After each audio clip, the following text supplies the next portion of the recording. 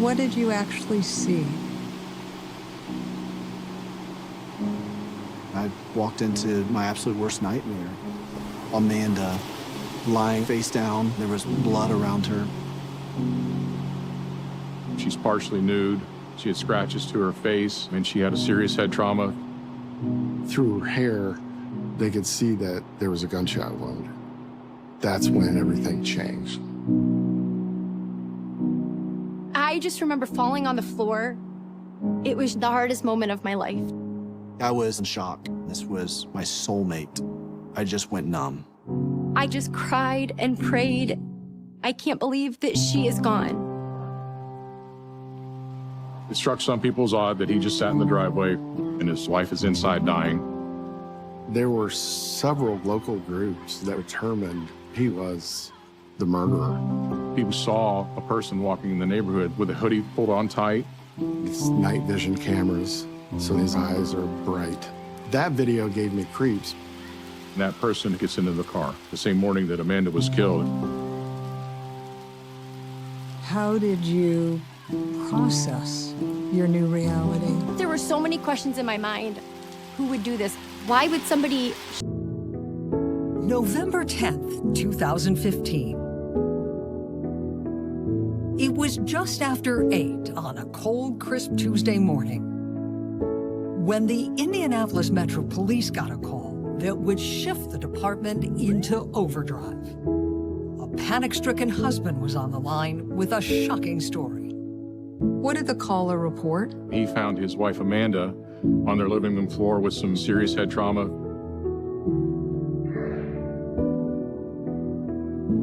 Pastor Davy Blackburn will never forget those terrifying moments. What did you actually see? Amanda lying face down, blood around her. She was unconscious, she was breathing, but it didn't seem good at all. I walked into my absolute worst nightmare. Amanda was 13 weeks pregnant with her second child. Davy feared that issues she was having with her pregnancy may have led to tragedy. She had been experiencing some dizzy spells, and there was a ladder that she had used for decoration that had fallen next to her. Davy knew that his wife needed medical attention, and fast. I grabbed my phone, I tried to call the paramedics as fast as possible, but I had blood on my hands from trying to turn her over. And I couldn't get the touchscreen on the iPhone to open up, so I'm panicking.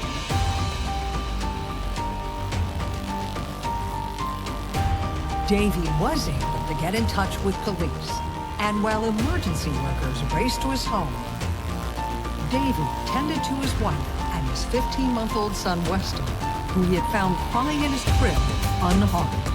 It was only then that the terrified pastor began to see the chaos in his living room differently. While I'm waiting for the paramedics, I start noticing these things around the room. This lamp that had fallen, my credit cards strewn out all over the place. I start realizing that someone had broken into our home.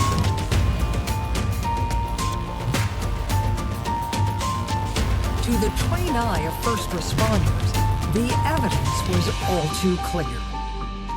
They saw the Blackburns' home as a crime scene and Amanda as the victim of a violent attack. They realized that Amanda had been shot in the back of the head.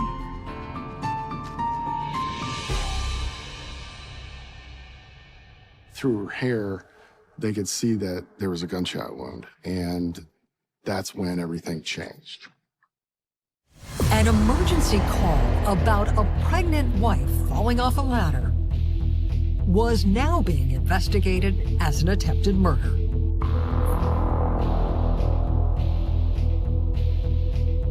The news was more than Davy Blackburn could absorb. How did you even begin to process that? Moments like that are so traumatic. It's like everything goes in fast motion and slow motion all at the same time. And your brain is just firing on 8 cylinders. Truthfully, it felt very out of body.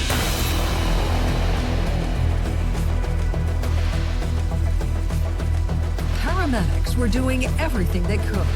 Somehow, despite her injuries, the 28-year-old mother was still clinging to life. She was breathing, but she wasn't able to tell them anything about what had happened. She was in extremely critical condition.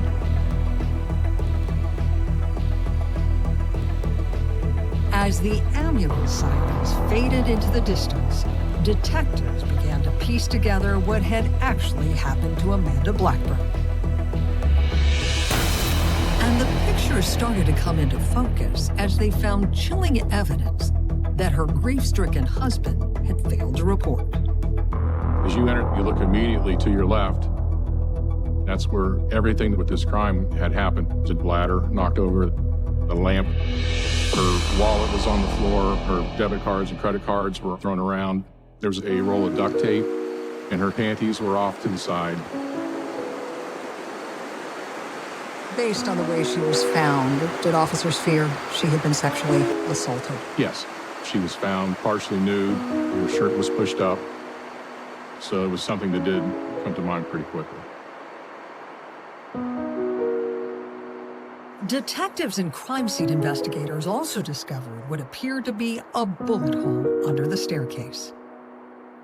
In the crevice between a trim board and the stairs was just the tiniest little hole. And we were able to retrieve one round from there. It was a .38 class caliber bullet. And there were clues that didn't fit as well. Items from inside Amanda's handbag had been tossed around, but neither her jewelry nor wallet had been stolen. What did you make of the fact that her personal belongings did seem to be there in the living room beside her? It just looked like things were thrown around, things left behind that you think would be taken. You could see that there was some kind of a struggle in front of you, but the rest of the home, there was nothing else. What were some of your initial theories as to what motivated this murder? The lack of forced entry to any door really took your mind in a lot of different directions. I was so used to the door being kicked in or some kind of entry through a window. When you saw that, you realized this was potentially somebody that she knew. Was there some type of domestic situation between Amanda and Davy Blackburn?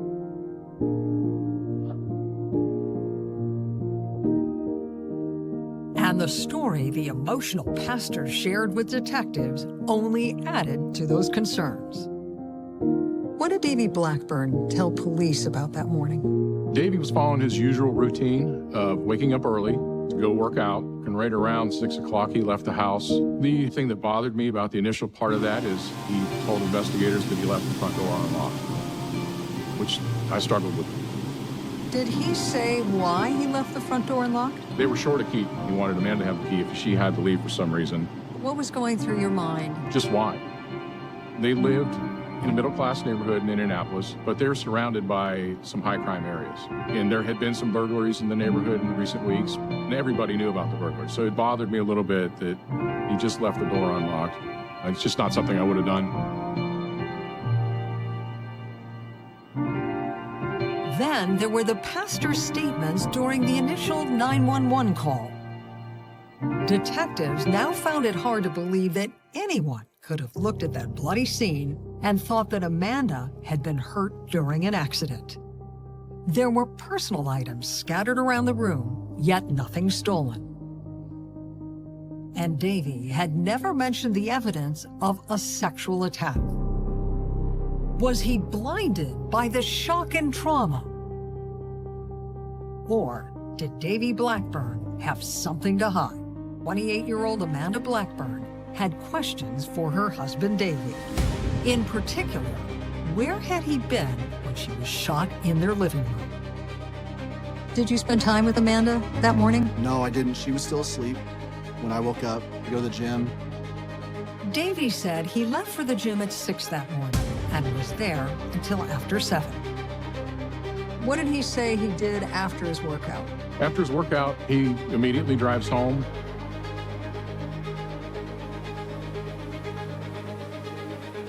Detectives were concerned about that timeline. According to Davy's own account, he pulled into his driveway more than 40 minutes before he called 911. When I got home, I actually was in the driveway for a little while talking with my best friend, who's a pastor in the Delaware area. He continues to have this conversation with his friend in the driveway for a good 40 minutes. Amanda had always told me not to come in until Weston was awake. So kept looking through the window, trying to see if Weston's door was open. Davy told police he didn't see anything wrong when he glanced through the window, and that it was after 8 when he finally hung up to go inside.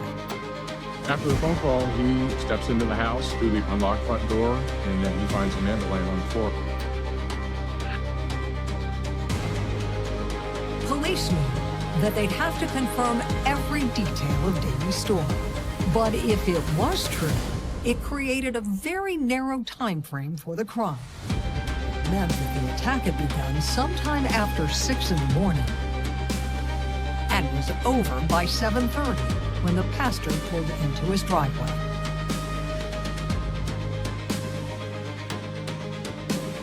While police looked for ways to corroborate Davy Blackburn's unusual alibi, the rest of Amanda's loved ones, including her sister Amber, were just finding out about the tragedy. How did you get the news that something happened to Amanda? My grandma came in and said, Amanda has been shot. And I just remember falling to my knees. It was just the hardest moment of my life.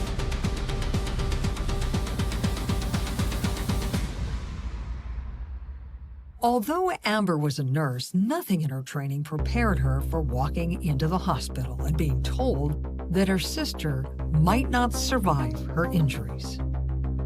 Davy was just sitting there in shock. They took us back to see her. I do remember holding her hand, and in that moment, I remember feeling hopeful.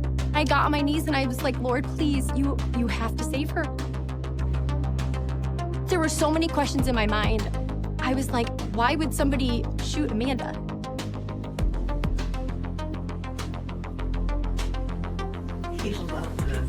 There were no easy answers. Amanda had always been a beacon of light. She truly was full of joy, full of life. She loved to laugh. She cared so deeply about people. And those were some of the same traits that led Davy Blackburn to fall in love with her 20 years before. How did you first meet Amanda? I was introduced to Amanda by her sister's husband. We went to a concert and her beauty was just radiating. Her personality was just contagious. I called my mom that night and I said, Mom, I met the girl of my dreams. Amanda had felt the same way about Davy Blackburn. The two were quickly inseparable. They married, started a ministry together, and were blessed with the birth of their son, Weston. How would you describe that chapter of Amanda's life? She was so content. She was truly fulfilled in what she was doing and in her calling in life, and also in being a mom. But all of those dreams came to a tragic end the morning after the attack, when Amanda was officially declared dead in her hospital bed. You were there when she passed. That was the moment I just went numb. I could not believe that was happening. I felt all alone. This was my best friend. This was my soulmate. How did you process your new reality? I just cried and prayed. I remember thinking, I can't believe this is happening to our family. I can't believe that she is gone. And that moment was just hopeless. as I was leaving the hospital. But I had never experienced a rage to this level, and it felt very dark. It felt like it was going to overtake me.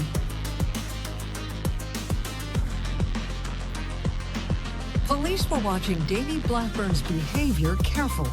The case was now officially a homicide investigation. And detectives at the medical examiner's office were discovering that solving it would be challenging.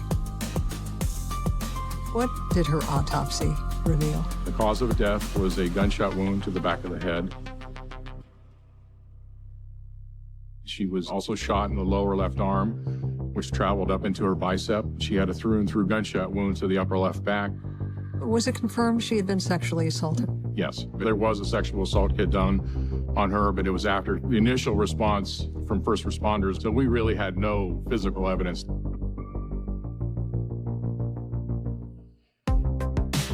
Detectives knew they would have to find another way to connect a suspect to the crime. And as word of the attack spread, new information surfaced. A series of critical clues that would send the investigation in a very unlikely direction. The headlines detailing Amanda Blackburn's murder had left the city of Indianapolis shaken. Residents wondered how an innocent pastor's wife could have been shot to death in her own home. And police knew their investigation would start with a hard look at Davy Blackburn. Some questioned what was his role in this crime. They had doubts about his timeline and alibi. In particular, the 40-plus minutes he claimed to have remained in his car on the phone with a friend.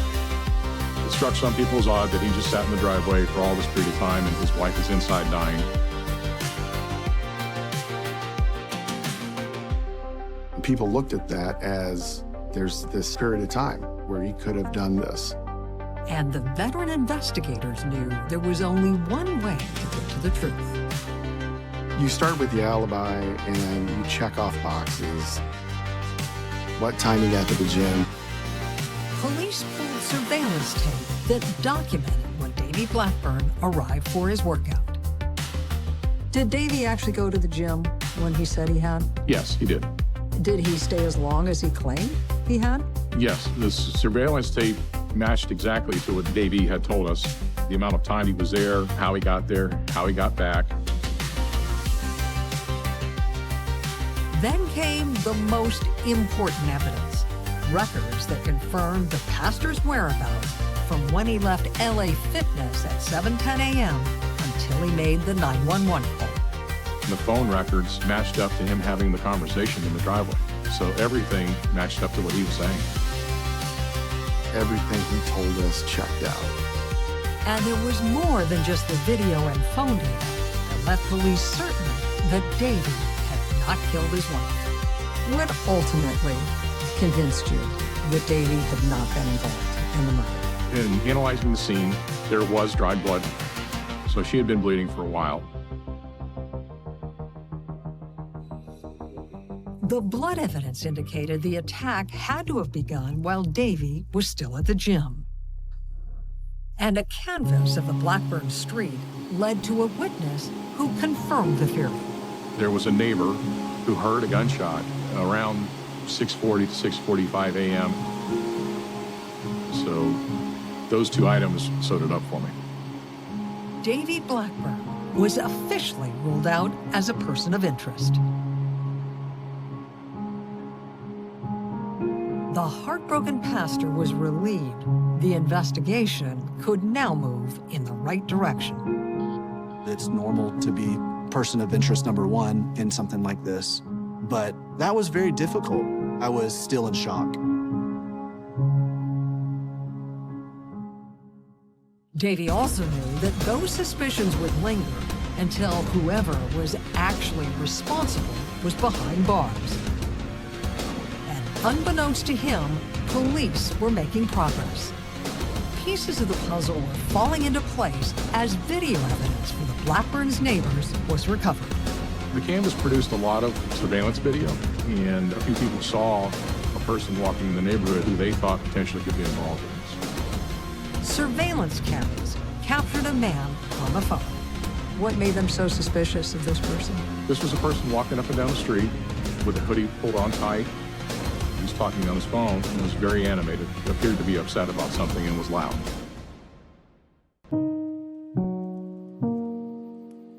Nobody recognized the man, but the neighborhood video cameras did document how he finally left. Eventually, a light-colored Chrysler Sebring stops, and that person gets into the front passenger door of that car. Was his face ever revealed on the surveillance tape that was gathered? No, the surveillance video was not good enough to be able to see a person's face. Detectives believe there was only one logical explanation for why the stranger was there at that time of the morning. We thought that this person might be responsible for the murder of Amanda Blackburn.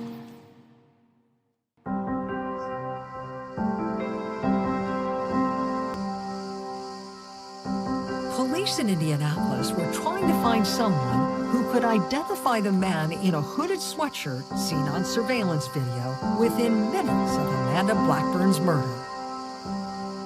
But the next break in the case came from taking a closer look at another crime committed in the neighborhood that same morning. There was a report of a burglary a couple of houses down from Amanda Blackburn's. What can you tell me about that? This was just a few houses to the west. There was a woman who came home and found that her house had been ransacked. Somebody had entered her house through the screened-in back porch and forced their way in through the back door.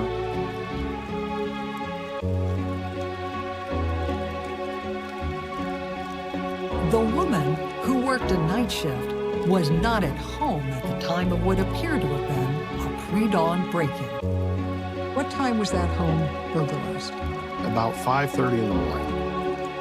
Police asked the woman how she could be certain when the crime had taken place. She had a webcam in the residence, and she stated that the persons who entered the home had disabled that shortly after coming in.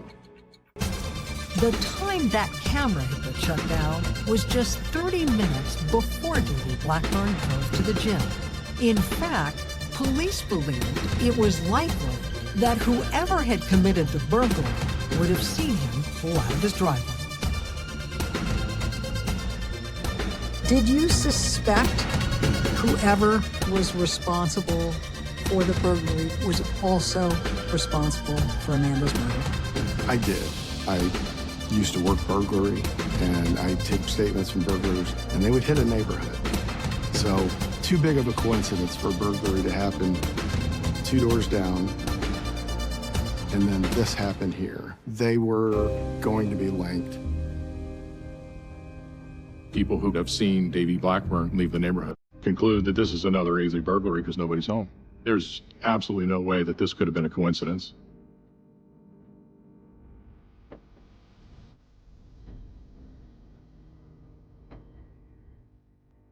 The burglary report indicated that the intruders had stolen some typical items from the Blackburn's neighbor's home, and some odd ones.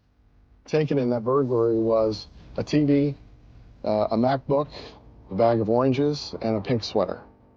Some of the items that were stolen were kind of strange. Stolen oranges, just bizarre.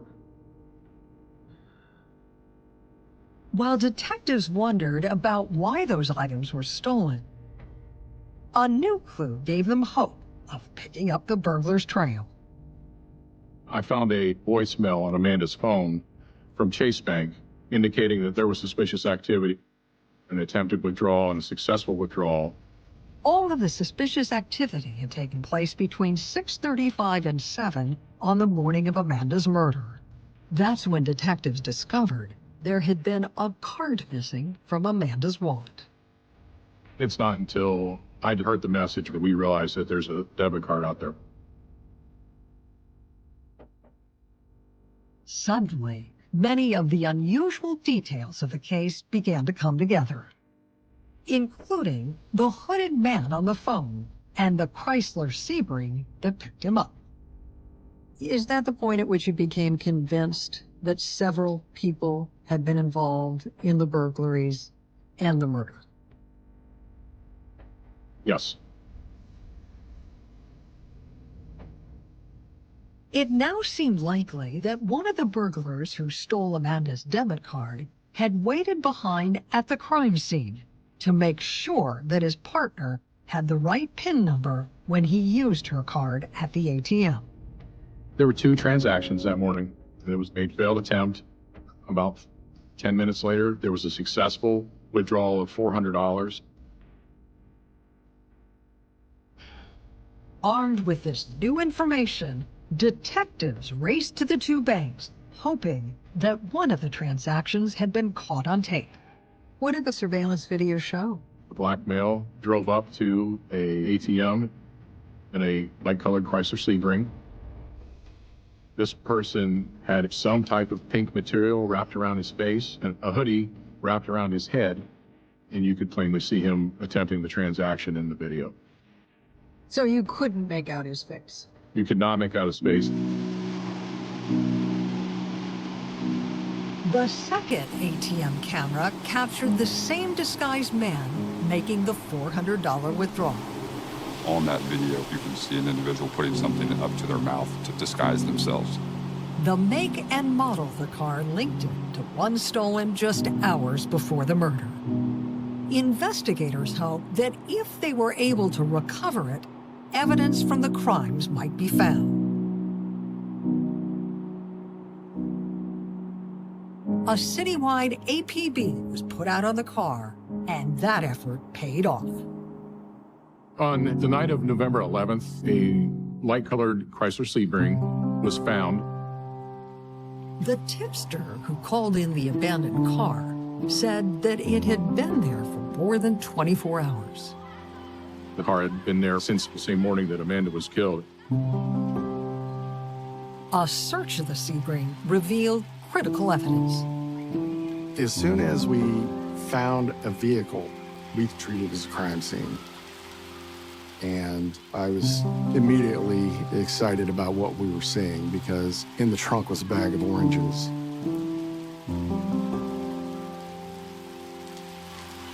Police believe they were the bag of oranges stolen from Amanda's neighbor. And there was more. There was a pink sweater that was later identified by the burglary victim as being hers. There was also evidence in the car that linked it to Amanda's murder. I found an ATM receipt from that bank where they said that an attempt was made. What did that mean to your investigation? You have the property from the other burglary. You have the ATM receipt from the failed transaction. That was the car.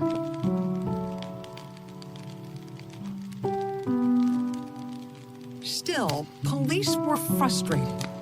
It seemed that nothing they recovered would lead them to a suspect. But little did investigators know that they had just found the clue that would break the case wide open.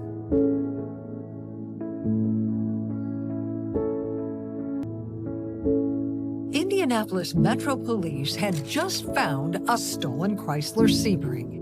Inside was an ATM receipt linked to Amanda Blackburn's murder. As detectives looked into the car theft, they learned more about the brazen thieves who stole it.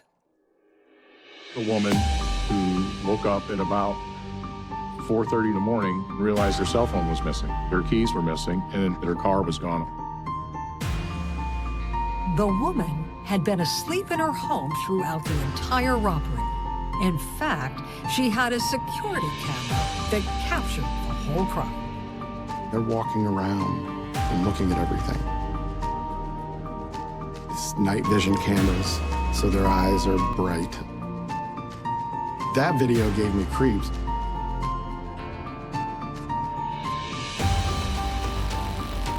Unfortunately, it was now the third time that police had video of their suspects that failed to capture an identifiable face. Still, the images were clear enough that detectives were now certain that 3 men were involved in the crime spree. And the key to learning their suspect's name came in a way none of them could have expected. Once you processed the car, were you able to link any of the evidence inside to a potential suspect? Yes, of all things, the pink sweater, which was located on the driver's floorboard, got a DNA hit. Police were stunned.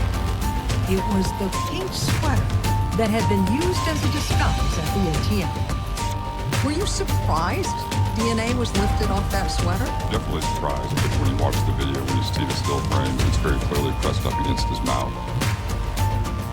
We finally got this DNA hit from saliva. It was a huge, huge stroke of luck.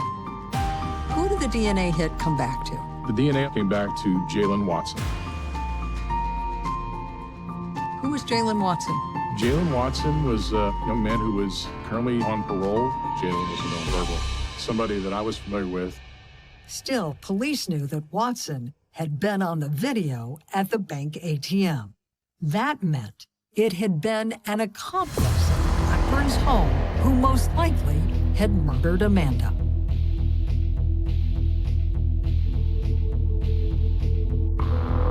Police immediately obtained a search warrant and began scouring Watson's phone records for a lead on the men Watson was with. You very carefully looked at the phone calls he had made, he had received. Where did that information lead you? Jalen's phone was being used where the first burglary occurred. We also were able to determine that Jalen's phone number was being used at the location of the second successful ATM withdrawal. And from those records, we were able to determine who he was communicating with. Those records indicated that Watson's 2 accomplices were 21-year-old Deanna Gordon and 18-year-old Larry Taylor. Both had extensive criminal records. But GPS data from their phones proved that only Taylor had remained in the Blackburns' home. We could see Gordon and Watson leaving the scene and going up to the 2 different banks. That meant that Larry Taylor was the hooded man caught on video pacing around Amanda's neighborhood, waiting for the stolen Chrysler Sebring to return. Taylor's phone remained on the scene. Taylor's walking around the corner, and they pick him up, and all 3 phones leave together. The evidence made Taylor the prime suspect in Amanda's murder.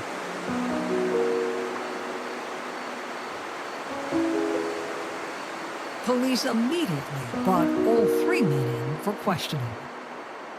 Detective Thomas Len took charge of the interrogations, trying to get either Watson or Gordon to flip. I'm not the person that's going to confront somebody with anger. I've never been successful in that type of interrogation. I've always been the guy that's going to kill you with kindness and catch you in a lie. None of that worked. It was very frustrating.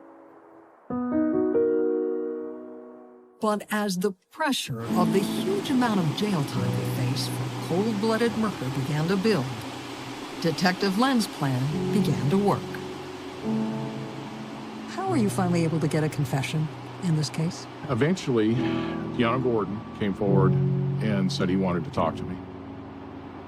And he gave me a very self-serving statement, minimizing his involvement, that basically told us what had happened, and it all matched up to what we knew to be true.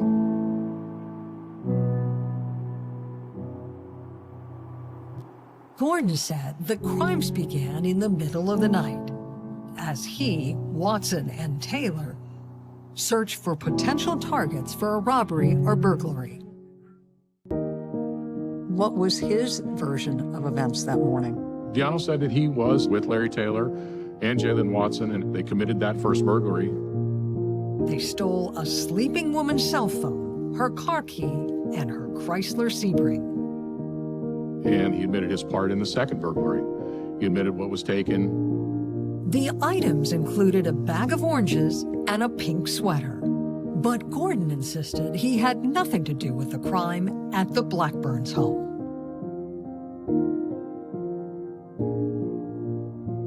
He blamed the final burglary of Amanda Blackburn's house on Jalen Watson and Larry Taylor.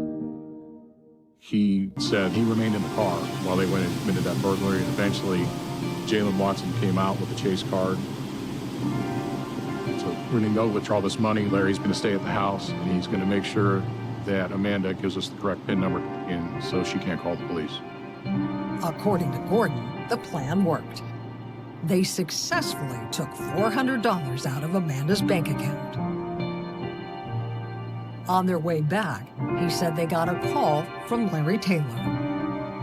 What did he say happened after that? He told us about phone calls from Larry Taylor, in which he is extremely agitated, and he's demanding that they come and pick him up. He actually told him that he shot her and that he raped her. Did Gordon say that was always part of the plan? No. Both Gordon and Jalen Watson, who eventually gave me a statement, said that no one was supposed to get hurt. But their own statements led detectives to believe that wasn't true. Deanna Gordon said, during the first burglary, we stopped Larry Taylor from killing this woman because he didn't want to be identified. They knew that's something that he was capable of doing. But they were that greedy, they wanted that money, so they went for it. Armed with confessions from both of his accomplices, Larry Taylor was placed under arrest. Deanna Gordon and Jalen Watson took plea deals and were sentenced to 30 and 29 years, respectively, for their roles in the deadly crime spree. Taylor pled not guilty, but the evidence against him was overwhelming. In September of 2022, he was convicted of first-degree murder and sentenced to 86 years. For Davy Blackburn and the rest of Amanda's family, it was a somber ending to a tragic chapter of their lives. You know that Amanda's with Jesus. We know none of this is going to bring her back, and so that makes us extremely sad. Despite their sadness, loved ones have been able to focus on moving forward while keeping Amanda close to their hearts. Today, it's beautiful. It's 77 degrees, and I could feel the warmth of the sun on my face. And I thought that's how Amanda truly made me feel. She was like warmth and light all of the time. Her presence in this world is gone, but it's like she's still here. She lives on in so many memories, and I am so thankful. She'll always be with us. You've spoken about forgiveness being a very personal decision people have to make, whether they have faith or they don't. How do you view the three men that were involved in this horrendous tragedy? It's a great question. My view of them has evolved. First, I felt a whole lot of hatred. But forgiveness isn't a feeling, it's a decision. I have to put my faith in front of my feelings. I had to forgive these men. This kind of pain is going to take you in one of two directions. Send you into a vortex that destroys your life. Or you do something to bring meaning to this. When was Michelle's car located?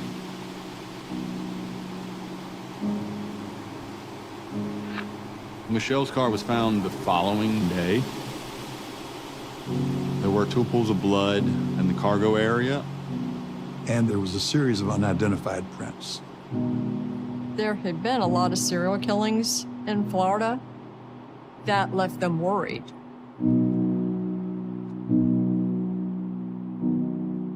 Michelle's body was in the water, covered with a board. If you were 10 feet away, you would not see that body. This area was out in the middle of nowhere. She had 26 stab wounds. Somebody was completely out of control during this murder. Neighbors noticed Michelle's car at the exact location the body was found, and in a blue pickup truck. In both arms, he is carrying what appeared to be a heavy object. Law enforcement was incredulous.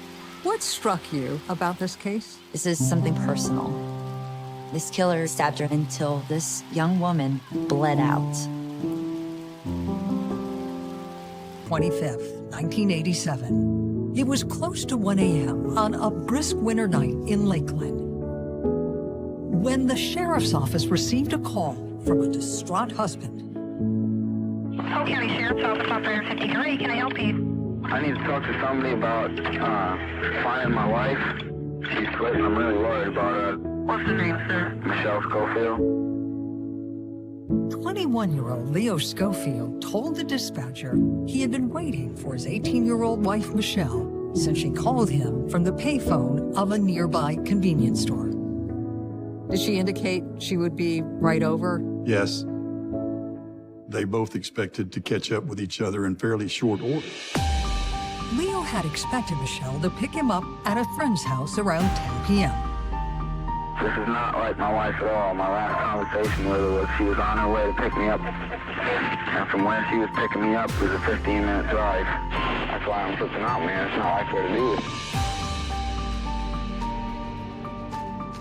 Leo informed police she was driving the couple's only car, an orange station wagon, and he did his best to answer the dispatcher's questions. Do you know what she had on? Well, she was coming home from work, so more than likely she had red pants with a red and white striped shirt.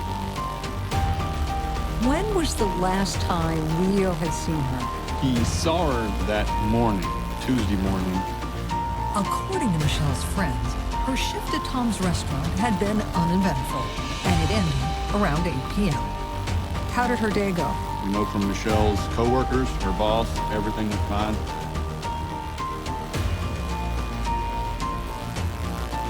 Leo told police that their initial plan was for Michelle to come get him around 8:30, but she was already behind schedule. Did she tell him why she was running late? She told him that after work, she'd gone home, put up the laundry, and to take care of a puppy that they had. And then had gone across to Sparky's, gotten a Coke, $3 worth of gasoline. That's where she had been. She called me at 9:45, said she was going to pick up something and bring it here. And I said, no, I'm just picking up. She said, okay. She said, I love you. I said, I love you too, bye. Leo informed police that by 11:30 p.m., he knew something was off. He called his father, Leo Schofield Sr., for help. As the night went on, he became concerned, and he started calling his father, asking for a ride to go look for Michelle. His father picked him up about midnight, and they went looking for her. Did he say where they looked for her? He did. They drove back to the home that they shared. They drove by her work, and then they took the opposite direction back, and then ended back up where they started at that friend's house. During that time, Leo had also reached out to Michelle's family. Her older brother, Ricky, remembers the call. What do you remember about the night Michelle disappeared? I answered the phone and Leo said, do you know where your sister is? I'm like, dude, why are you calling here asking me that? At the time, Ricky was annoyed by more than just being awakened in the middle of the night. He didn't like Leo, nor the way he treated Michelle. I'm like, you're the guy that knows everything about my sister. You're married to her. Why would I know where my sister is? I was just very confrontational with him, and I hung up. At first, investigators weren't sure how seriously to take Leo's call either. He and Michelle were a young couple, and it seemed possible that she had left on her own. But the sheriff's office did put out a bolo on the 5'2" 18-year-old and her orange station wagon. The next day, there is still no sign of Michelle. But an important discovery was made that changed the course of the investigation. What was that? Her car was found just barely off Interstate 4. Who found the car? someone who happened to know the Schofields. He worked in Orlando, and so on his way to work, he said he saw it, and on the way back, it was still in the same spot. So he contacted Leo and let him know that he saw his car out on I-4.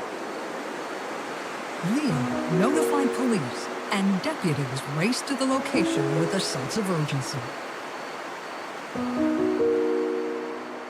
No one could think of a logical explanation for Michelle to have left the car in that area. Just to get to I-4, you were traveling away from Michelle's home, away from her workplace, the gas station we know she was at, and the friend's house that Leo was at. All of that would have been in opposite direction. And even the most cursory inspection of the station wagon added to those concerns. How would you describe the area where the car was found? The car was visible from the interstate, so it wasn't hidden. It was an open view. Was there any indication that the car had run out of gas? None. Did investigators view the discovery of the car as a bad sign? It certainly was not a positive sign. In fact, the discovery of Michelle's car was alarming enough for police to launch an official missing persons case. And once they processed the station wagon, they began to wonder if they might be investigating something even more sinister.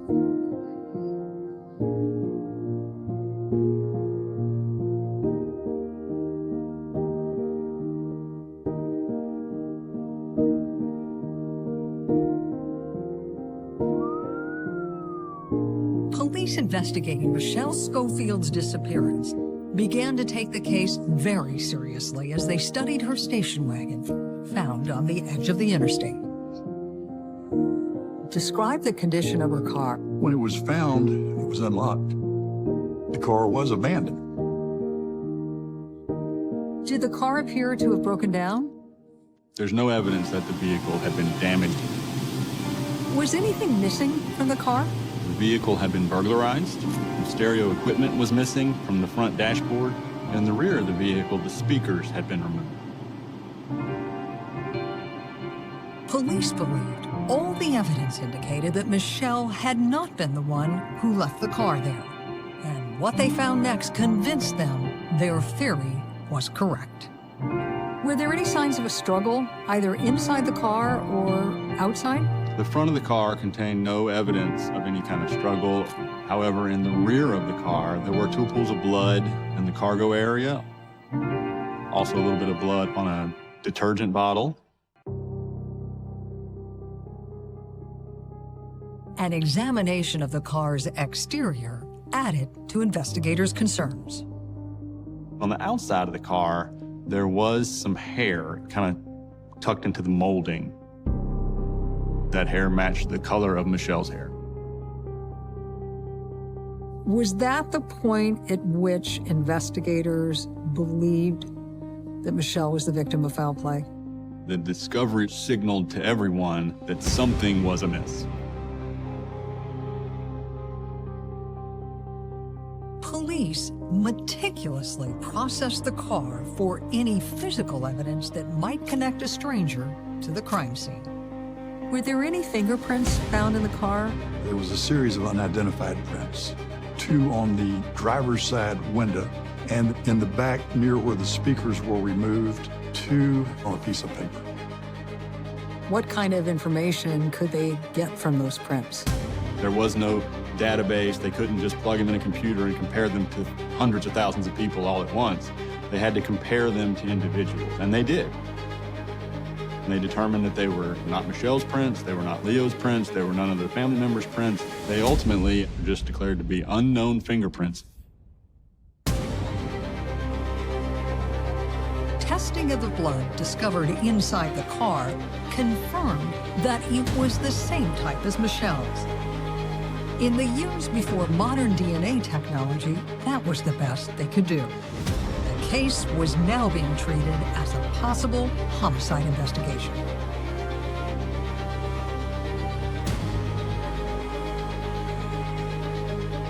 Police knew they had to start the investigation with Michelle's inner circle. Talk with those closest to the fun-loving 18-year-old. What kind of lives did Leo and Michelle lead? They were young. They had only been married about 6 months when this happened. Michelle was a young, outgoing, well-liked individual, madly in love with her husband. Was there anyone who would have had a vendetta against her that investigators found? We have no reason to believe she had any enemies.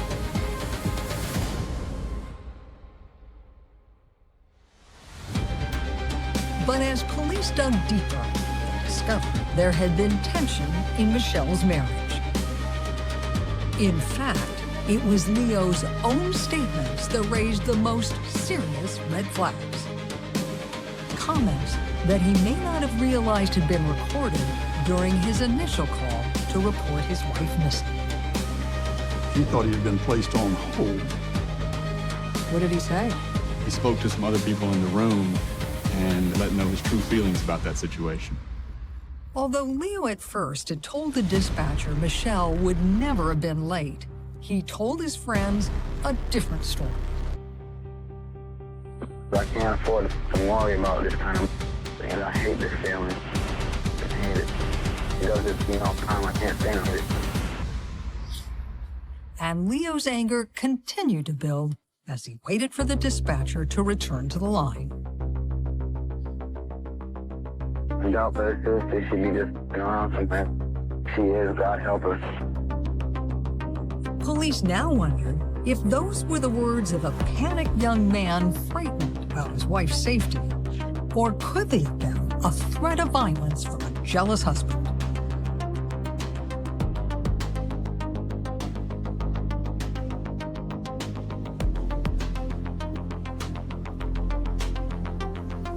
Police had launched an all-hands-on-deck search for 18-year-old Michelle Schofield. But the massive effort ended suddenly and in the worst way possible. Her lifeless body was found in a canal 7 miles from her abandoned car. And everything about the way the discovery was made sent the investigation into a whole new direction. Who discovered Michelle's body? Her father-in-law, Leo Schofield Sr. Police were surprised that Leo Sr. had found the teenager's body. And they had a lot more questions when he told them how he had come to the location. He indicated that he heard the voice of God directing him to a particular site.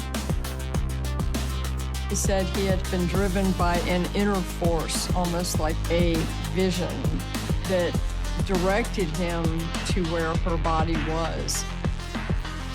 What was the reaction to this idea that God led him to this place where Michelle's body was found?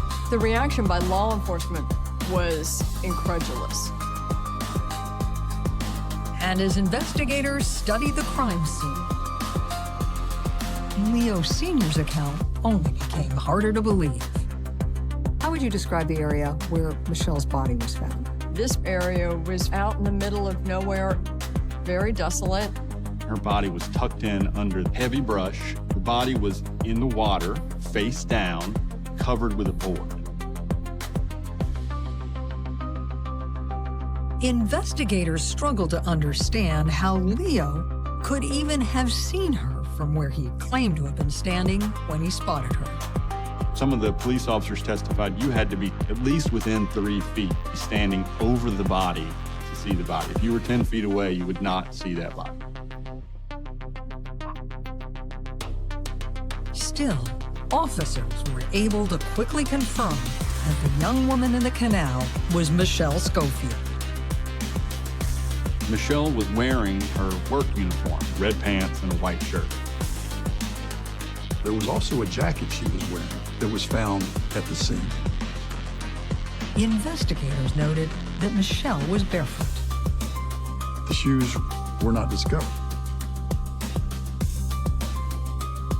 Police put their doubts about Leo Sr.'s story and their suspicions of his son on the back burner as they process the crime scene. What did investigators see when they started to look more closely at the area near where Michelle's body was found? What the investigators did find was drag marks to the water's edge. Certainly to get a body back there, that would have been very challenging. Investigators believe the overgrown brush explained why Michelle's jacket had been discovered a few steps short of the water. They theorized it had come off while she was being dragged to the canal. And a closer examination of that windbreaker told more of the gruesome story. That jacket had stab wounds through it. Even after 2 days in the water, the medical examiner was able to tell that those stab wounds were the cause of Michelle's death. The body was very, very well preserved. Stab wounds were incredibly evident. There were 26 of them. What did that tell investigators about who might be responsible? That told investigators that this was a crime of passion. It was very personal. This was not someone trying to steal a pocketbook or commit a robbery. She still had her wedding ring on her finger. And robbery wasn't the only one the medical examiner helped to rule out. Had she been sexually assaulted? There's no evidence that she was sexually assaulted. Based on everything police observed at the scene, it was determined that Michelle had been killed somewhere else. She was obviously brought there, probably unloaded there. And they were able to intuit that because there just simply wasn't enough blood there? Yes. Former FBI Special Agent Brianna Fox studied the medical examiner's report to help us understand how a criminologist would use the evidence to create a profile of the attacker. What did you make of the fact that she was stabbed more than 20 times? The fact that there was 26 stab wounds indicates this was somebody who was clearly completely out of control during this murder.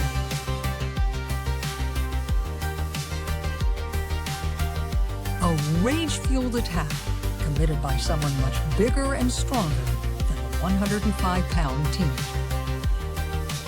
That crime was frenzied, brutal, sadistic. She had stab wounds on the backside. She did not see it coming. And I know she didn't have really any capability of fighting back. This was just a very, very angry individual that did this to her. It was a vicious murder.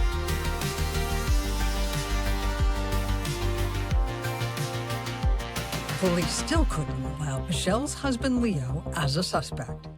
And his father Leo Sr.'s story about how he found her body added doubts to both of their accounts. Certainly by this time, you've got to be looking at him as an accomplice. Someone that may have played a role or helped in disposing of the body.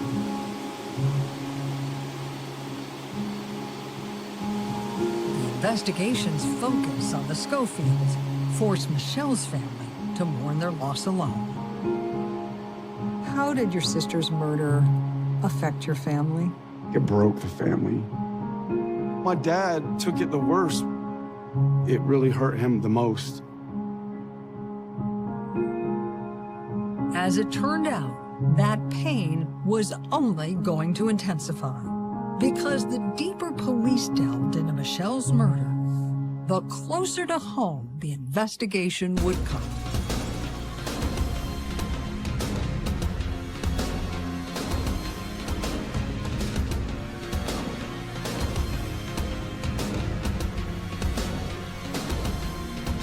Investigators trying to solve Michelle Schofield's murder were zeroed in on her husband Leo and his father.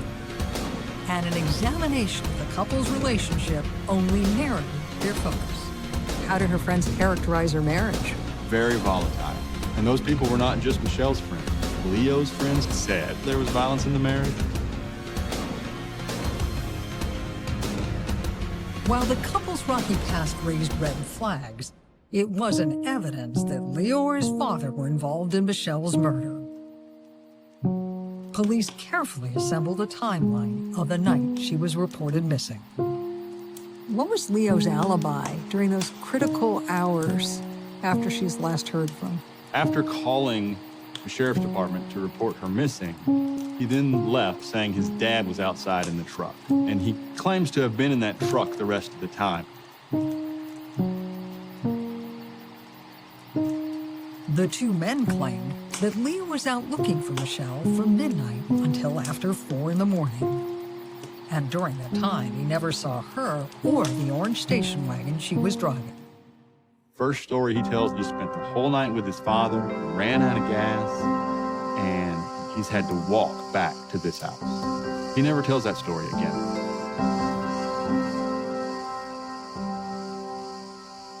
Leo's story changed each time he told it, and those discrepancies led detectives to ask him if they could search the couple's home. Was Leo cooperative with investigators? No, Leo was not.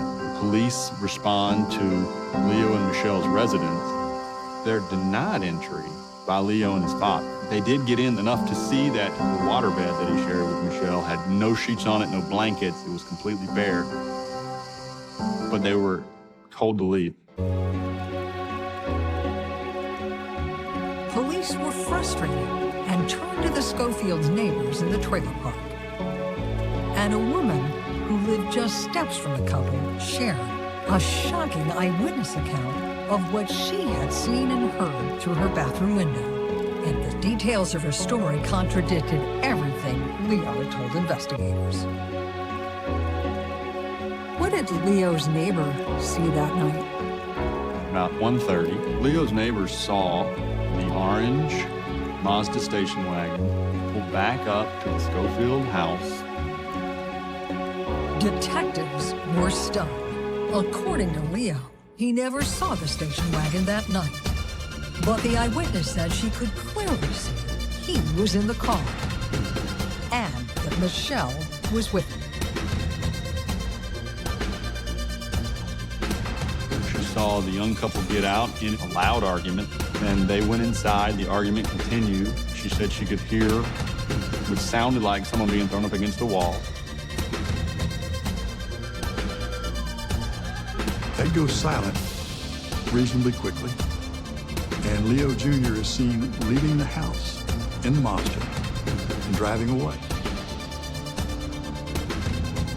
The eyewitness added that before Leo left, he had loaded a large object into the station wagon. He is seen raising the hatchback, carrying what appeared to be a heavy object in both arms. Something that's wrapped up is placed in the back of the Mazda station wagon.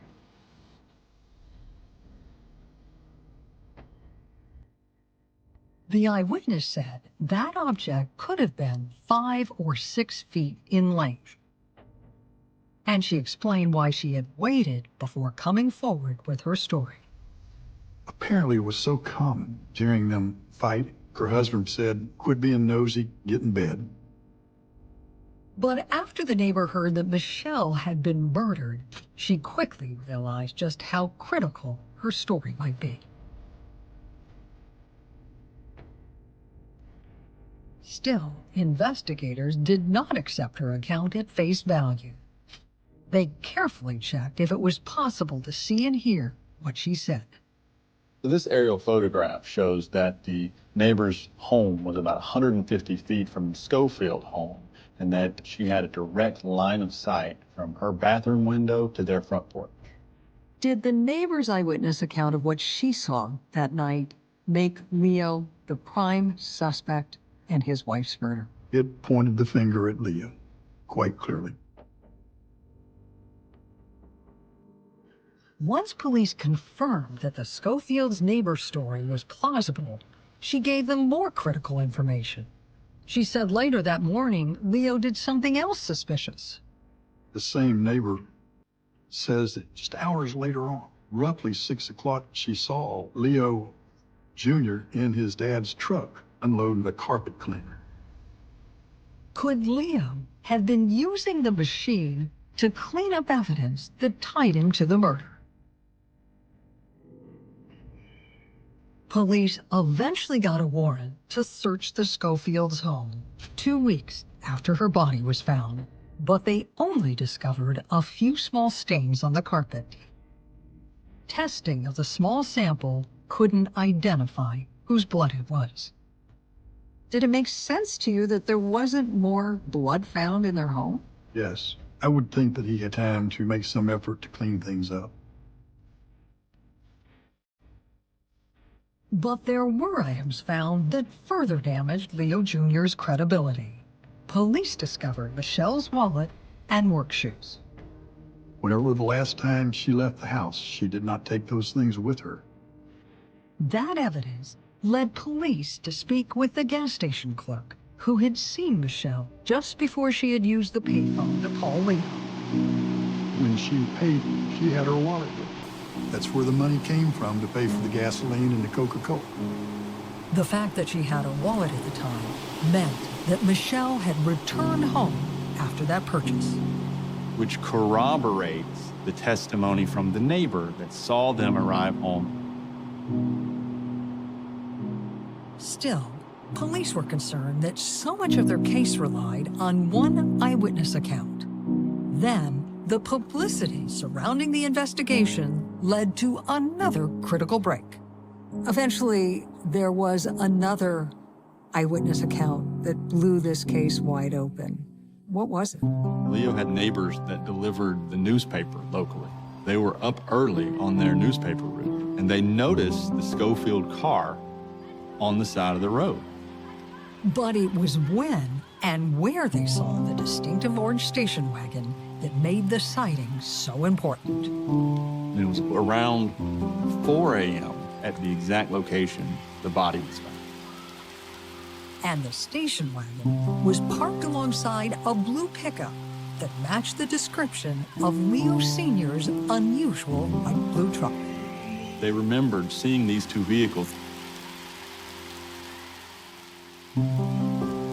Although both Leo and his father denied they had been in that area near the canal, the sighting was at a time in which family members were the only ones who could confirm that story. Was Leo Jr. ever given a lie detector test? Absolutely. He denied any involvement. It came back deceptive on all of the important questions. He flunked it. But without physical evidence connecting Leo Jr. to the crime, police couldn't make an arrest. Just months later, Leo and his parents moved out of the area. And even though police were losing access to their prime suspect, they saw the family's sudden departure as an opportunity. They asked the home's new owner if they could search the property. Did they find any evidence? Yes, they found a notebook. And in the notebook, there are detailed descriptions of what people were doing the night that Michelle went missing. And it's in two different handwritings. One was done by Senior and one was done by Junior. And they're incredibly detailed. Those notes were essentially an accounting of time. They were manufacturing their alibi. They were writing it out.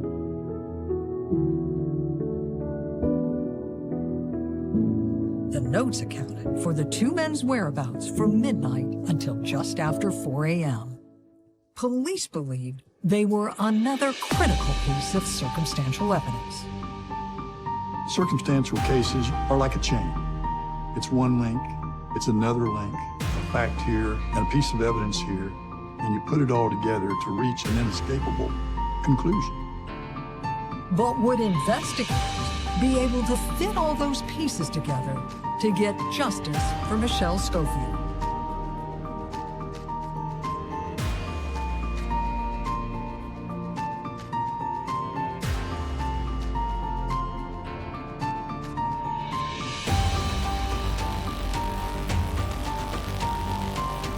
In June 1988, Leo Schofield was arrested and charged with first-degree murder of his wife, Michelle.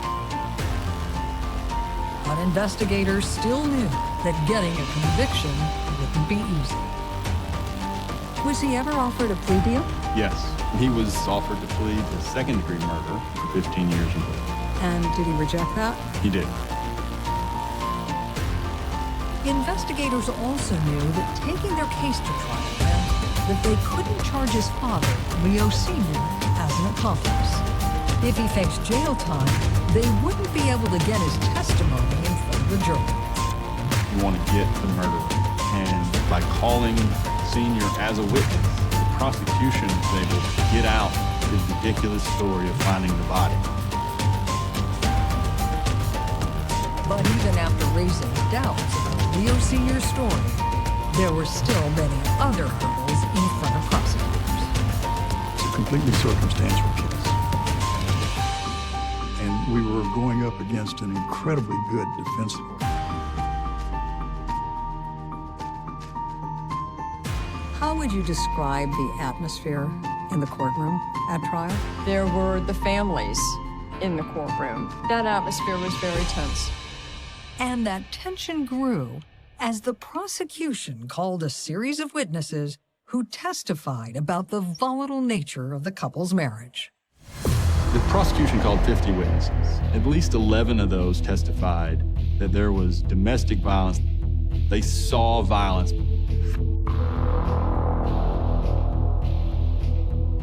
The prosecution painted a picture of a young husband who could not control his rage. One of the triggers for this anger that existed was Michelle being late. When her husband doesn't know where she is, doesn't know who she's with, he had a tendency to lash out. And that's exactly what happened this night. He gets angrier and angrier, and it builds and builds until he calls the sheriff's department, and you can hear what he's saying to his friends on the other end of that call. I hate this feeling. I hate it. You don't doubt very seriously. She needs to know how some mess she is. God help her.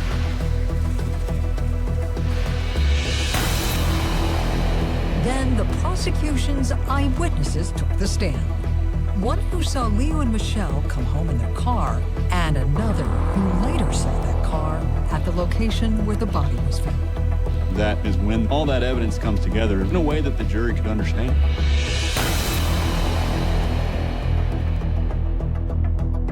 Leo's defense team put him on the stand to try to counter all the allegations. What claims did Leo's defense team make at trial? He didn't do it. He was innocent. Leo basically said they're all lying from the start to the finish. He stuck by the idea that he never saw Michelle that night. It was clear the jurors would have to choose: believe Leo's story and quit, or accept the prosecution's account and find him guilty. They came back in the courtroom after 4.5 hours. I'm surprised that they came back as fast as they did.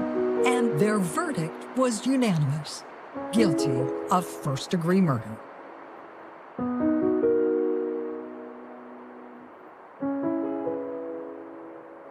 Were you able to see Leo Jr.'s reaction to the guilty verdict? Yes, I did. He came apart. He turned around and looked at his parents, and he just sobbed. Leo was sentenced to life in prison. But that occurred at a time when life doesn't really mean life in Florida. It meant life with an eligibility for parole after 25 years. Even after his conviction, Leo Schofield continued to insist he was not guilty. He has never wavered that he's innocent of this crime. And 17 years later, Leo's supporters found physical evidence they said backed up his claim. Shockingly, the unknown fingerprints found in the couple's car were identified and linked to a convicted killer named Jeremy Scott. Scott was 17 when Michelle was murdered, and he lived less than 2 miles from where her body was found. Florida Department of Law Enforcement investigators went to question him about the new evidence. Jeremy Scott was approached in 2005, and they showed him a photo of the orange Mazda. He was told, your fingerprints are in a car, and he responded with, Was the stereo missing? Because that's what I did before I was sent to prison. How did he say he stumbled upon her car? He says, almost with an element of pride, that he would look for abandoned cars along the interstate. Scott's story seemed to eliminate the possibility that his fingerprints were connected to Michelle Schofield's murder. That explained the prints on the driver's side window and the prints in the vehicle where he was removing speakers. And during his initial interview with investigators, he strongly proclaimed his innocence. He denied any knowledge of having anything to do with Michelle's homicide.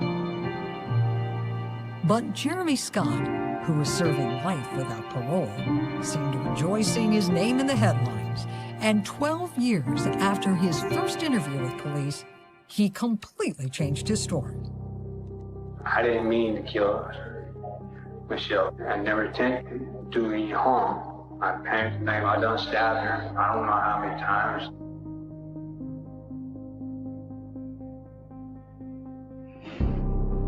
But Scott's new account didn't line up with the evidence.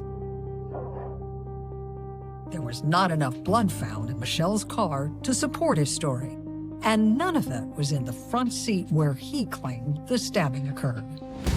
And there were other serious questions raised about Scott's motive for coming forward. He told his lawyers, "I'll say anything you want me to say." If a dude right now offer me some money, I'll take his murder. If they would offer me $1,000, I would confess to anything. It seemed that Scott might be more interested in buying a better life behind bars than he was in telling the truth. But despite the flaws in his story, his confession has created a wave of concerns about Leo Schofield's conviction. Leo's supporters have pointed to Jeremy Scott as the real killer. Why hasn't Leo Jr. ever been granted a new trial? The courts found Jeremy Scott to lack credibility. He confessed and reconfessed and then recanted and then changed it. We've had 2 separate circuit judges hold evidentiary hearings. We've had the 2nd District Court of Appeals review their case. All of those courts have ruled against Leo Schofield. I understand that Leo's supporters believe what Jeremy Scott is saying. The courts haven't.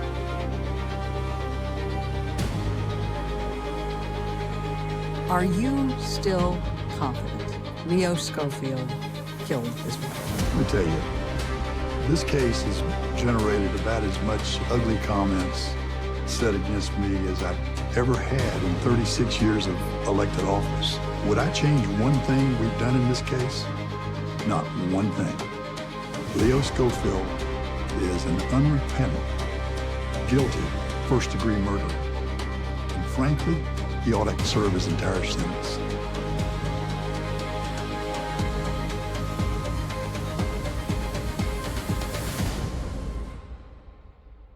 Michelle's brother Ricky agrees. There are a number of supporters of Leo who claim that the investigators got the wrong man, that he wasn't the real killer. What do you say to them? They're gonna keep trying to change the narrative, but the facts are still the facts. He's in jail because of the facts. Her short life was taken too fast, and Leo, to this day, doesn't want to take responsibility for his actions. He should be in prison for the rest of his life.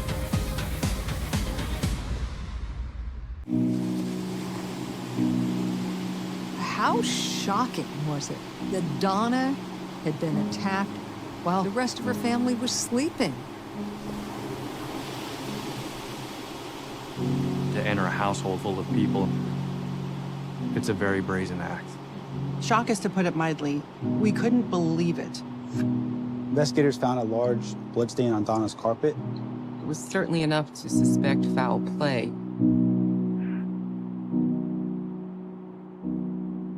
You didn't know if there was somebody hiding behind the bushes. It was terrifying. Is she kidnapped? It's just sheer terror. We didn't know who to trust. You think you're safe in your own home. You have this young girl, loved by all, who disappeared. It's heart-wrenching.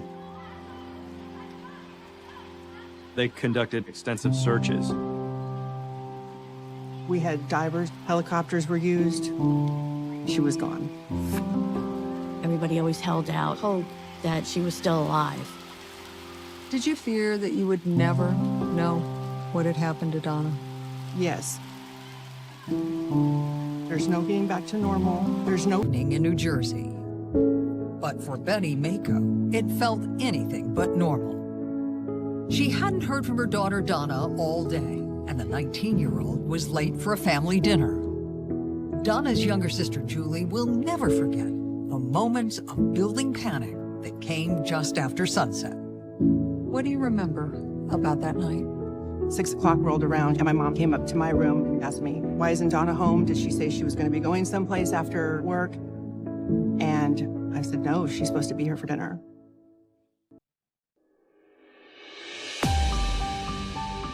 At first, Donna's family thought that she might have been held up by her new job. She worked for an attorney and her lawyer's office was moving to a new location. She volunteered to help move the office. Julie was confident that her responsible and family-oriented sister would not have been late for Sunday dinner without calling. Julie and her mother went down to the basement apartment where Donna lived to see if there might be a clue about where she was. Instead, they walked into a nightmare.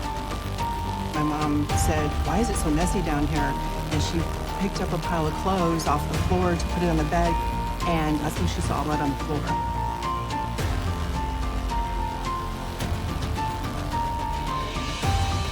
And as they looked around the room, they saw more bloodstains. And my mom just turned completely white and looked over at me and she called the police.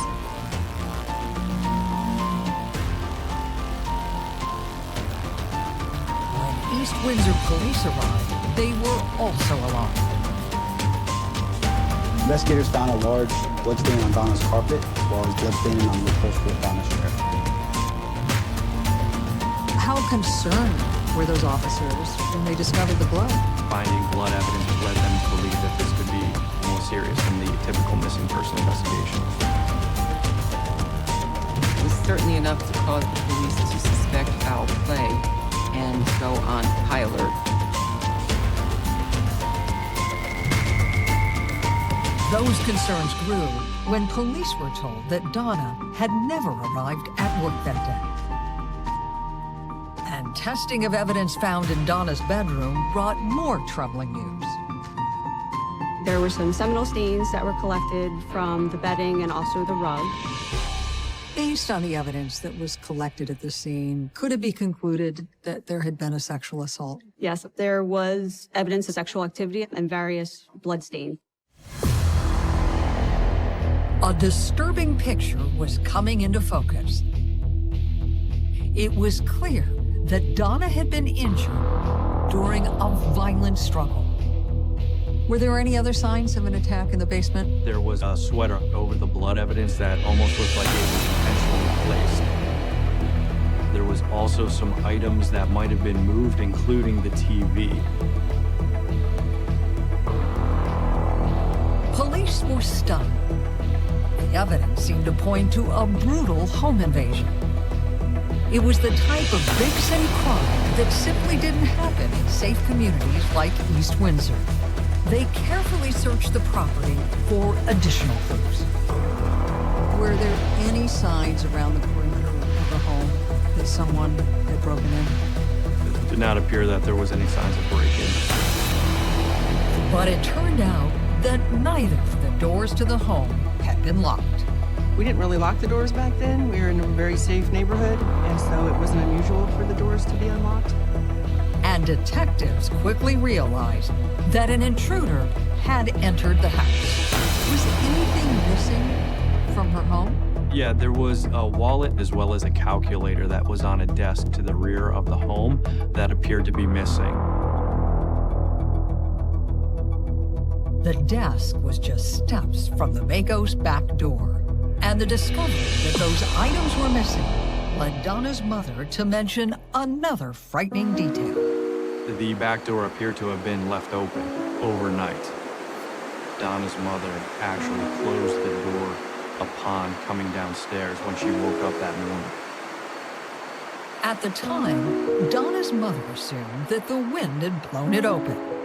But the totality of the evidence now pointed to a far more troubling conclusion. Police believed that Donna's attacker had entered the home, assaulted Donna, and then taken her with him when he fled. They were investigating the case as a kidnapping, an assault, or potential homicide.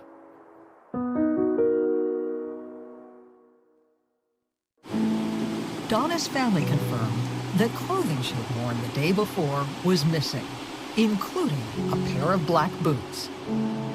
Investigators were still collecting evidence in the home when they received a disturbing report. The teenager's car had just been located, abandoned in a low-traffic area.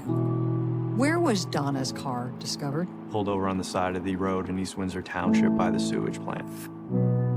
Investigators tracing the license plate realized that the car was Donna's.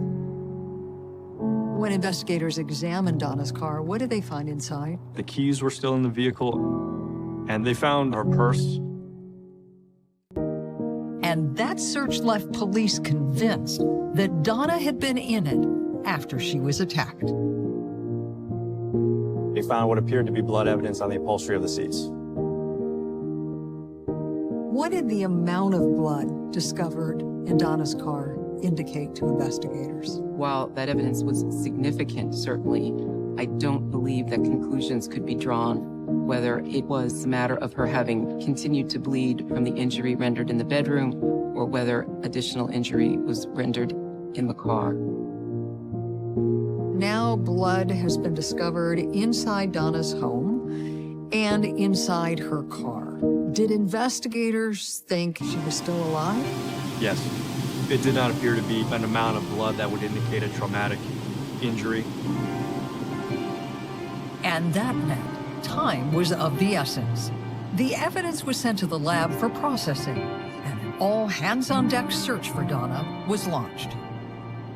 We were thinking, well, we found her car, we're gonna find her, she's around here somewhere. But investigators were not as certain. They feared that every moment that passed might be the one that cost Donna her life.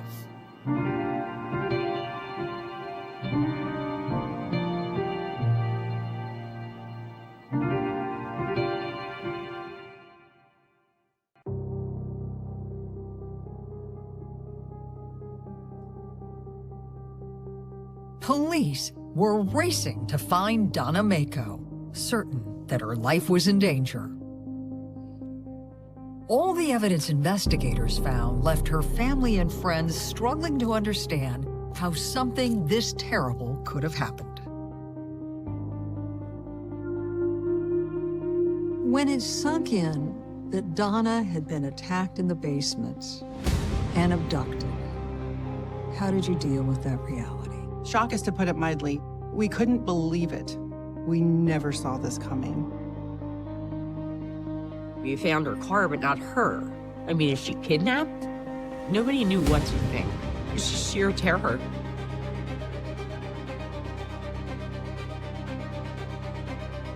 And residents of the upscale town of East Windsor were not used to being afraid. How would you describe the community back then? Everybody knew everybody. We didn't lock our doors. We just didn't feel the need. There was never any crime.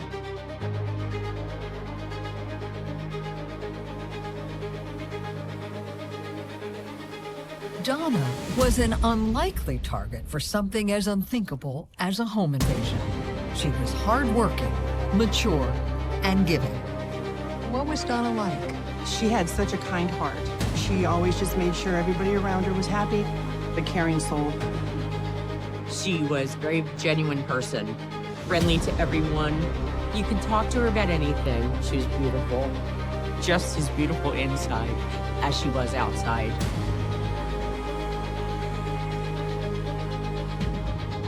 Donna had recently given up on a potential career in modeling to go back to school. She kind of felt like that wasn't her scene. She was too kind-hearted for that world. She just felt like she didn't belong in it. And that mindset had been reinforced by her return to college and a new job working at a nearby law firm. What was she studying at school? It started out in business and bookkeeping and that sort of thing, but it was taking a hard turn toward the legal. She really enjoyed it. She just wanted to live a grown-up life. She said it's time to look towards the future, and that's what she was doing.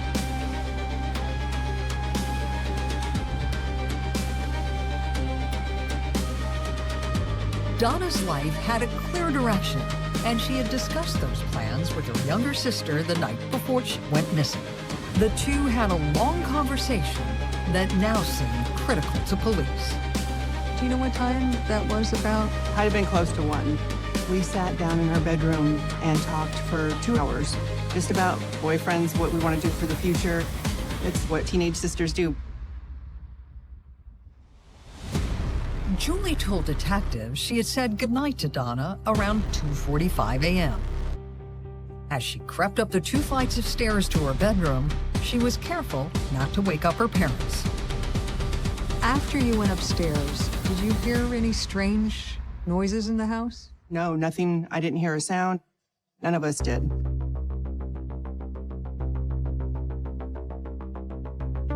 But detectives were convinced that's when the attack had begun.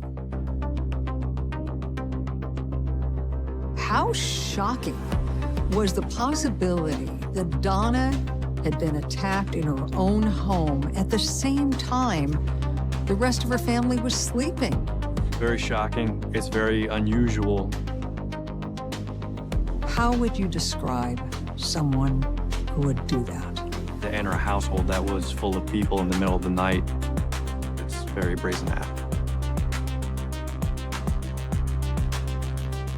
Detectives hoped that a neighborhood canvass would reveal that a perpetrator who was willing to take such huge risks was careless as well. Did any of Donna's neighbors hear or see anything suspicious that night? No neighbors heard anything unusual that night. Investigators quickly widened their search for the missing teen. The pressure was on to find her before it was too late. They conducted extensive searches. They used the New Jersey State Police Aviation Unit to conduct aerial searches. They organized parties to search the area where the car was found. She wasn't anywhere. She was gone. Police were frustrated. It seemed like Donna had simply vanished. With no clues about Donna's whereabouts, nor who had taken her, investigators turned their attention to the crime lab's report. Did all of the blood found at the crime scene belong to Donna? Yes, the blood at the crime scene, meaning Donna's bedroom, was attributed to Donna, as was blood found in her car. Although biological evidence had been recovered, DNA technology was still years away in 1984. The testing that could be done at that time was obviously more limited.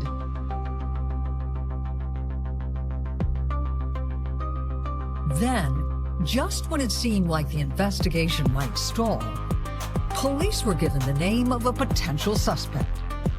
Someone in Donna's life who had the means and the motive to commit the diabolical crime.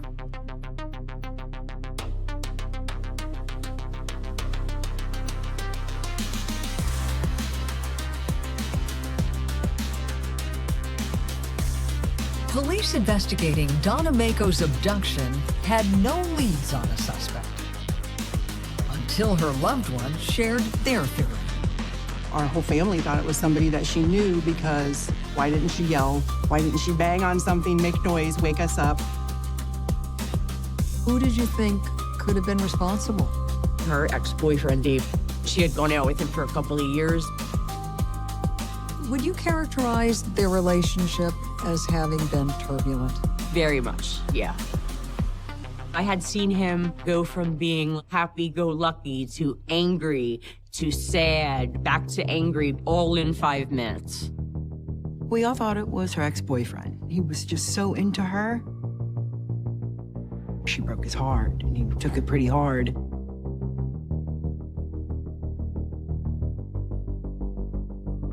Donna's friends also revealed that Donna had been supporting her boyfriend financially, even as their relationship fell apart. Some of this stuff I learned she didn't share with the family at the time, but she was giving him money. She was writing checks to him that we didn't know about. And just before she disappeared, Donna had brought the money train to a halt. She was moving forward in her life. She had gotten a good job, and he was still partying and not working, getting in trouble with the cops, and she didn't want that for her life. She wanted to think about her future. She told him straight up, I'm done with this, I'm leaving you. I can't do this anymore, and it was over. How would you describe Donna's ex-boyfriend's reaction to their breakup? Bad. In fact, friends had to restrain Donna's boyfriend until she could leave. The bottom line was he did not take the breakup well. Not at all. He was very jealous. Police knew Donna's ex also had a bad temper. It had led to an assault charge unrelated to his relationship with Donna. He got arrested, but he was actually in jail.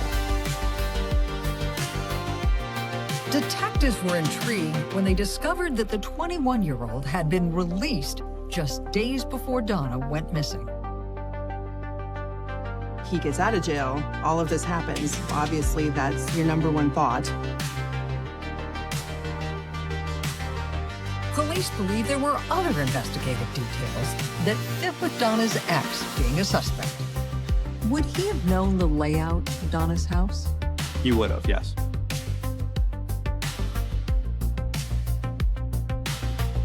Donna's ex also knew that the Makos left their doors unlocked. In fact, investigators considered the possibility that he had been stalking Donna that night, perhaps even hiding in the basement, waiting to strike. He could have been down there the whole time we were down there talking. Was he already down there, waiting for me to leave?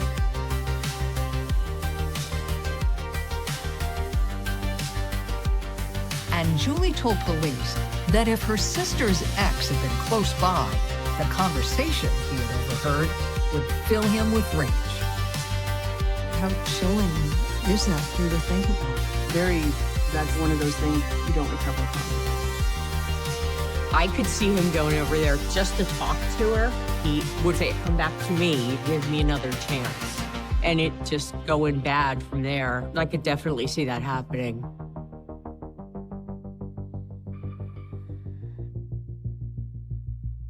Detectives brought Donna's ex-boyfriend to the station for questioning.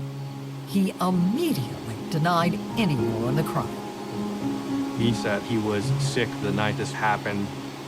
But he had no one who could verify his alibi. His roommates never saw him after 10 p.m. and said it was possible he could have snuck out without them knowing. They weren't able to account for his time during the entire night. Investigators asked him to take a lie detector test, and he failed. The one-time love of Donna's life was now the prime suspect in her abduction. As investigators continued to look for evidence or a witness who could place Donna's ex at the Makos home, the 21-year-old made a personal appeal to her family. He came over to our house, and my mother said, if you know of anything, just please tell me. And he cried and he said, I didn't do this. I don't know what happened. I don't know what could have happened. He was so upset, he couldn't even hardly speak. The emotional exchange had a huge impact on Donna's loved ones. And I remember my mom telling the police it couldn't have been him. He's just falling apart like all of us are. He wants to find her as we all do. And there was more than just tears. that stalled the case against Donna's ex. Could detectives find any physical evidence that linked him to the attack? There was no physical evidence that linked him to the attack at all. And that forced police and loved ones to confront terrifying questions. If her ex-boyfriend wasn't responsible, who was? And how could he have snatched their precious Donna out of her own bed? To do what he did in the basement, which we know was violent, get out that back door, get in her car, and leave, and nobody heard a thing. It destroyed us. Destroyed us.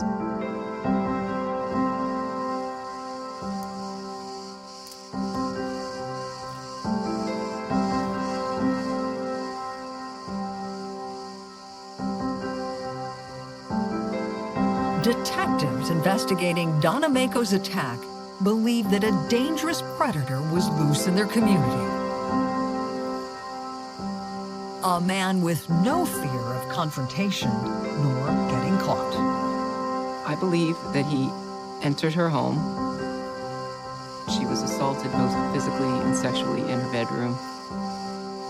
I do not know if she left the home alive or dead. And until he was brought to justice, no one was safe, not even in their own home. Were you afraid that whoever attacked Donna might strike again?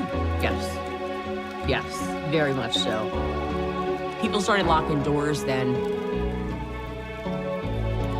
We didn't know who to trust. It had to be really scary to live that way. It really was. It was terrifying. We didn't know if there was somebody, hiding behind the bushes. We were all scared. Neither justice nor public safety are assured when there is a violent, unsolved crime. Police recovered valuable evidence from Donna's bedroom and car, but none of it pointed them to a suspect.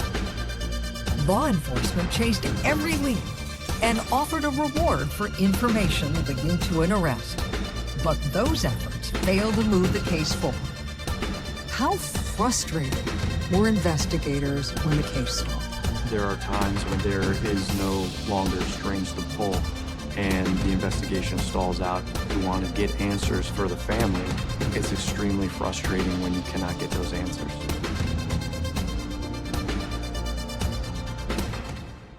How heavily did it weigh on your family not knowing what had happened to Donna? You're stuck, you're frozen, and the only thing you care about is finding her. There's no healing, there's no getting back to normal. The Makos' pain was magnified by their uncertainty. Even though it was clear that Donna had been hurt, no one could say how badly. Could you maintain any hope that she was still alive? We always had a hope. Everybody always held out hope that she was still alive.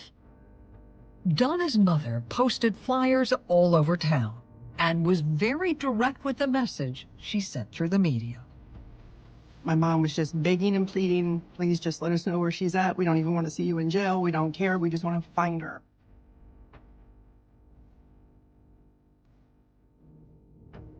Donna's mother and stepfather did everything they could to find the clue that would solve the mystery. My stepfather hired trackers. We had divers in sewers and water. Helicopters were used. Anything that the police couldn't do, he did. The family hired psychics and cadaver dogs. They exhausted all of their money. And as weeks turned into months and then years, they began to accept that their pain was never going to end. Did you begin to fear that you would never know what had happened to Donna? Yeah. As the time kept going by, you start losing hope. Sadly, Donna's mother died without learning her daughter's fate. How tormenting has it been to you to know that your mother passed away without any of the answers she deserved? That's torture, because that's all she wanted to know. Still, Julie never gave up. You don't quit, and you let somebody know that this matters, she matters, what my mother went through mattered.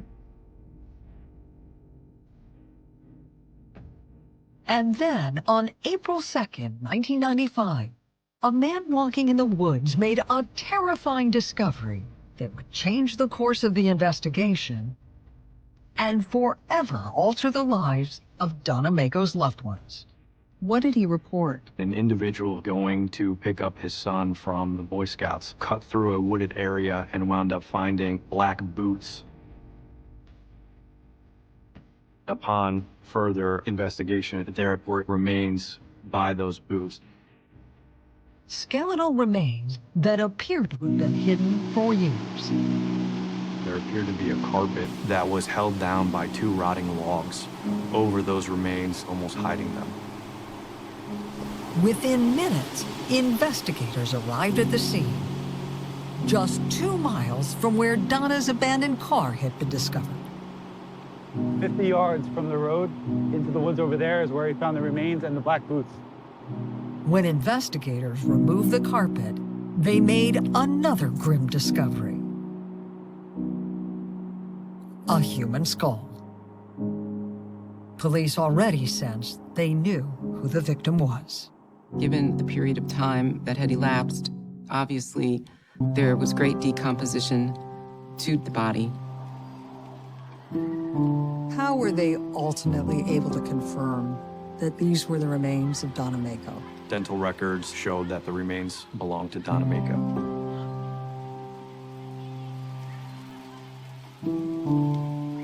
An autopsy was performed that helped provide some insight into Donna's terrifying last moments alive. Could the medical examiner make a determination about what had happened to Donna? Homicidal violence. There was some type of violent trauma to the victim's head. Injuries that could have been caused by a bullet or severe blunt force trauma. The object could not be determined.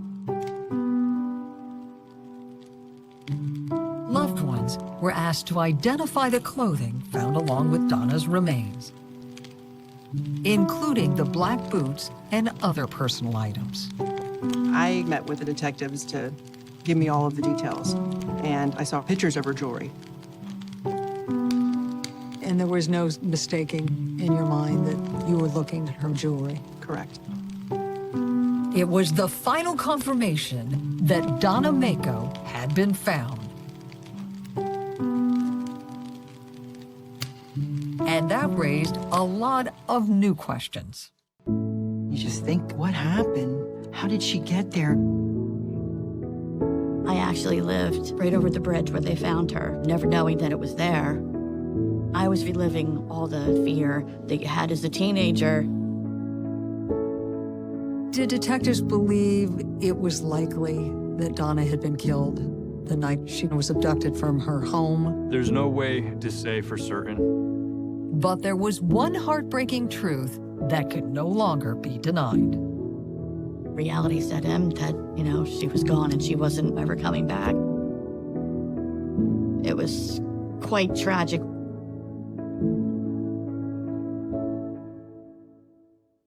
For investigators, the discovery of Donna's body meant something else.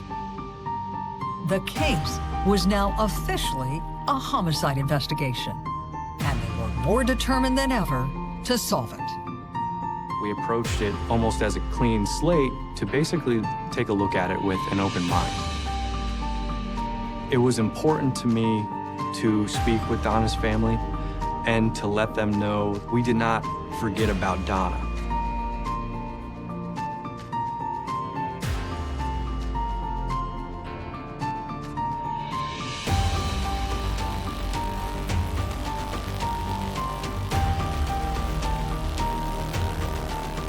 As detectives restarted an investigation that had been cold for over a decade, Donna Mako's loved ones were still trying to come to terms with the painful possibility that her killer might get away with murder.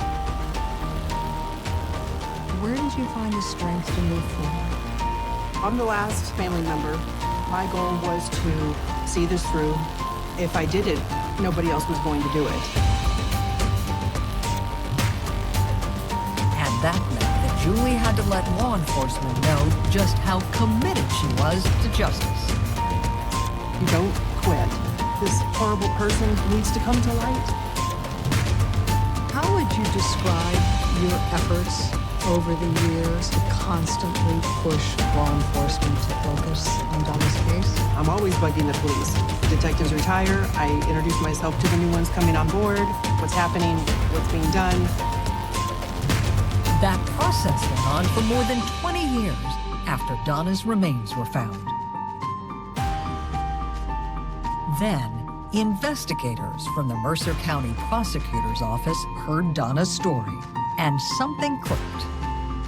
I just was begging them. I said, is there anything that can be done? And they said, well, actually, we're starting a cold case division, and this is going to be one of the first cases that we look at.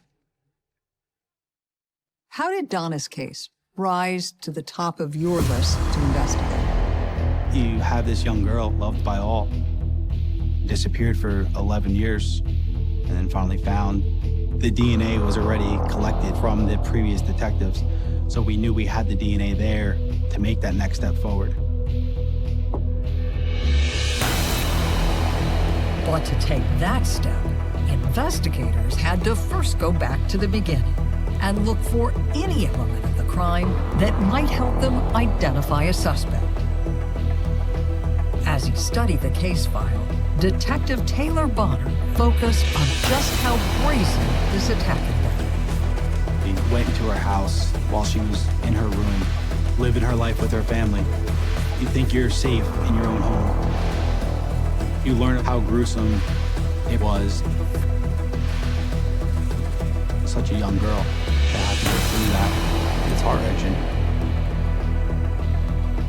And those long-standing details now seem to be a starting point for a new investigation. What did you think you could do that would crack this case? The way we approach it is, can we relaunch some physical evidence to see if there's a suspect that was previously identified? Technology has changed so much over the years. How far has the science of DNA come since then? Leaps and bounds. And those modern advances guided forensic scientist Christine Schlenker as she examined the decades-old evidence. We're able to tell more information about individuals who have left biological evidence.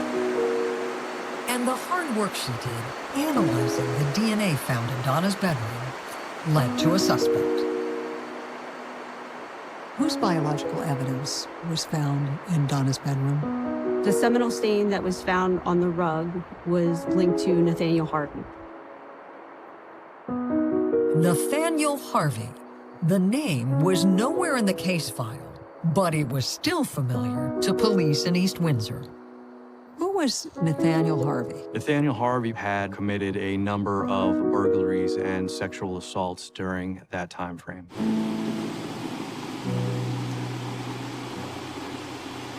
Police found that Harvey had no known connection to Donna Mako, but his crimes had striking similarities to her abduction. What was his MO? Mr. Harvey would enter unlocked doors and subsequently take property that he found inside. He was also known to sexually assault victims, even if they had family members inside the household. And Harvey, who was 32 years old the night Donna disappeared, lived just a short distance away from all the critical locations involved in the crime. The car was abandoned roughly a mile from where Nathaniel Harvey was living. The location where her body was discovered was in a farm area that Mr. Harvey at one point had employment.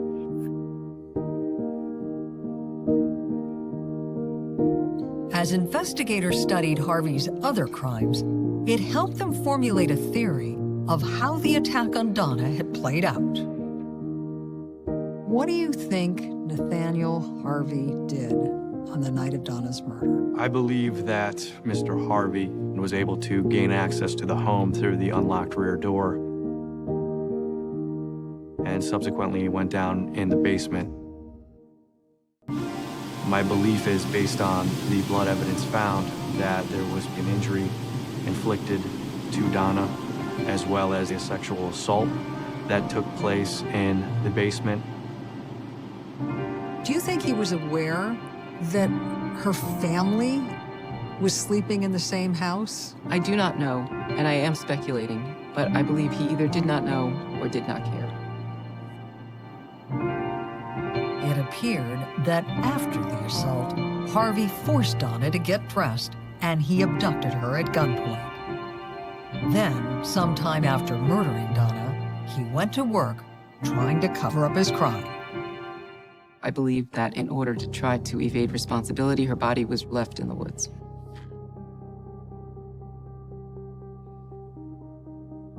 Investigators were certain that they had compiled a powerful case against Harvey. I am confident in the evidence. In fact, the cold case team believed it was now time to share what they had found with Donna's sister Julie, to provide the answers that she had waited for more than 38 painful years. Learning that it was his DNA in the basement was a complete shock. But investigators also had a crushing blow to deliver. Nathaniel Harvey had died behind bars in 2020 while serving a life sentence for another brutal crime. What was your reaction when you found out Harvey had died in prison? Devastating, absolutely devastating. But once the initial shock and disappointment wore off, Julie was able to focus on something far more important to her. The feeling she had for a team of investigators who never gave up on her or Donna. How much gratitude do you have for all the members of law enforcement who worked on this case over decades and finally ended up solving the case? I don't know how to put that into words. These stories need to be told. It's like getting a piece of your life back. Now you can move forward. At least I can bury her. This is what my mom would have wanted.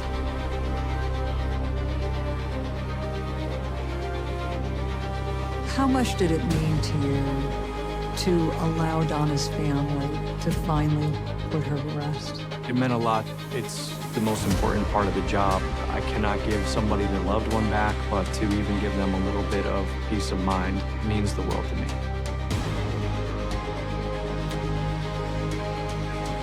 And Julie believes that feeling of peace she now has is a big part of Donna's legacy.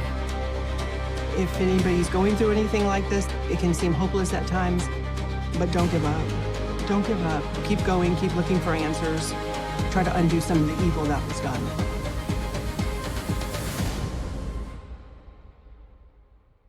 What kind of woman do you think she would have become if her life hadn't been cut so tragically short? Her goal was to find a way to not only grow from who she was to become a better person, but to help people around her. A lot was taken away when this happened. The possibilities for her were just endless. She could matter and make a difference. It meant everything to her. We lost somebody really good.